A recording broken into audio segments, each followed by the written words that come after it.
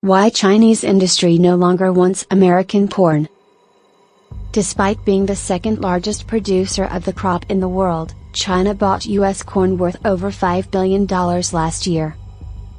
The U.S. is the top producer in the globe. The majority of the grain produced in these nations isn't even consumed by people.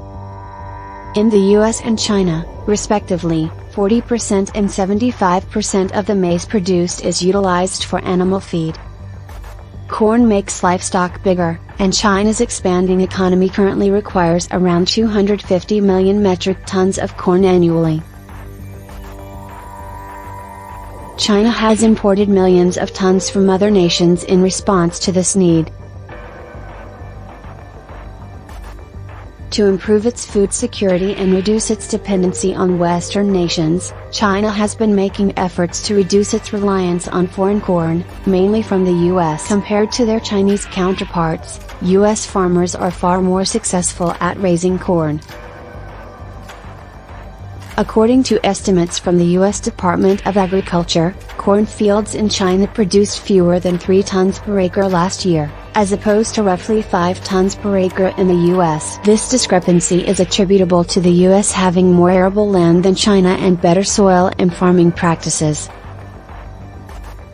Furthermore, roughly 1/5 of China's agricultural land is contaminated with heavy metals, contributing to the country's severely degraded soil. Chinese farmers further exacerbate the problem by contaminating the greater ecosystem by using vast amounts of fertilizer inefficiently. U.S. farmers benefit greatly from the adoption of China's seeds and genetically engineered crops. Are roughly 20 years behind U.S. technology, and many Chinese people are wary of genetically engineered plants. China has been reluctant to adopt these crops locally despite importing genetically modified corn for animal feed. China looked for alternate trading partners to lessen its dependency on American corn as U.S.-China tensions grew. Brazil became a crucial partner, able to satisfy China's demand thanks to its rising corn production. Previously dominated by the U.S., Brazil has been gaining market share in corn exports. The U.S. maize market is also suffering additional difficulties as a result of the trade war between the U.S. and Mexico, one of its main grain consumers.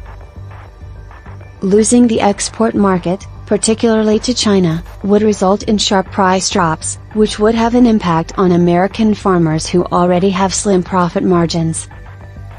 By the end of the decade, China wants to produce all the maize it needs, but in order to do so, it must embrace new technologies and improve its farming methods.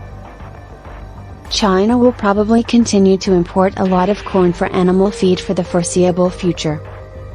It does, however, try to lessen its dependency on U.S. imports and diversify its sources.